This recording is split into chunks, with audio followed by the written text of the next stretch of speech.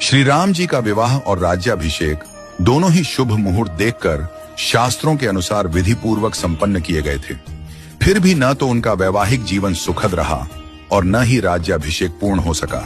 विवाह के तुरंत बाद उन्हें वनवास मिला और राज्याभिषेक के दिन ही उन्हें राजमहल की जगह वन की ओर प्रस्थान करना पड़ा। यह सब विधि का विधान था। जब इस दुखद परिस्थिति का कारण पूछा गया तो महर्षि वशिष्ठ जी ने कहा, सुनहु भरत, भावी प्रबल बिलखी कहेउ मुनिनाथ, हानि लाभ जीवन मरण यश अपयश विधि हाथ। हे भरत, भावी बहुत बलवान होता है, हानि लाभ जीवन मरण यश अपयश सभी विधाता के हाथ में है। मनुष्य चाहकर भी भाग्य को नहीं बदल सकता। श्री राम जो धर्म के मूर्तिमान स्वरूप हैं, जिनके जीवन का प्रत्येक क्षण मर्यादा और सत्य की मिसाल है, वे भी अपने भाग्य को नहीं टाल सके। उन्हें वनवास मिला, पत्नी सीता को खोना पड़ा और अंत में उन्होंने स्वयं सरयू में जल समाधि लेकर अपनी लीला का समापन किया। श्री कृष्ण जिन्हें योगेश्वर कहा गया, जिन्होंने गीता में कर्म, ज्ञान और भक्ति का मार्ग बताया, वे भी अपने कुल के विनाश को नहीं रोक सके। उनके यादव वंश में आपसी कलह से एक दूसरे का संहार हुआ। महादेव शिव जो महामृत्युंजय के अधिष्ठाता हैं, वे भी अपनी प्रिया सती की मृत्यु को नहीं रोक सके। त्रिकालदर्शी होकर भी वे विधि के विधान को नहीं बदल सके। रामकृष्ण परमहंस जिन्हें दिव्य सिद्धियां प्राप्त थीं और जिन्होंने हजारों लोगों को ईश्वर का मार्ग दिखाया, वे भी कैंसर जैसी बीमारी को नहीं रोक सके। उन्होंने कहा था, यह शरीर नश्वर है, आत्मा ही अमर है।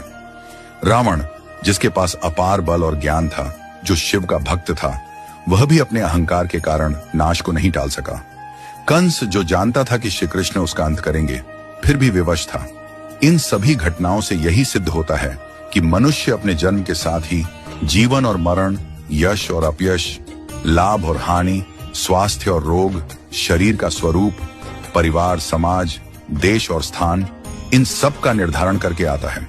मनुष्य को यह भ्रम होता है कि वह सब कुछ नियंत्रित कर रहा है, लेकिन वास्तव में सब कुछ ईश्वर के संकेत से ही चलता है।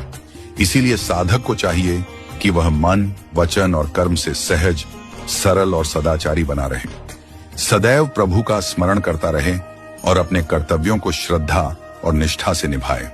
मुहूर्त न जन्म के लिए तय होता है, न मृत्यु के लिए। जब जन्म और मृत्यु ही निश्चित नहीं होते, तो बाकी सब कुछ क्षणिक और अस्थायी है। केवल प्रभु का नाम ही शाश्वत सत्य है। इसलिए सदैव ईश्वरमय रहो और आत्मा को परमात्मा के निर्देशों में लीन कर दो। यही सच्चा जीवन है।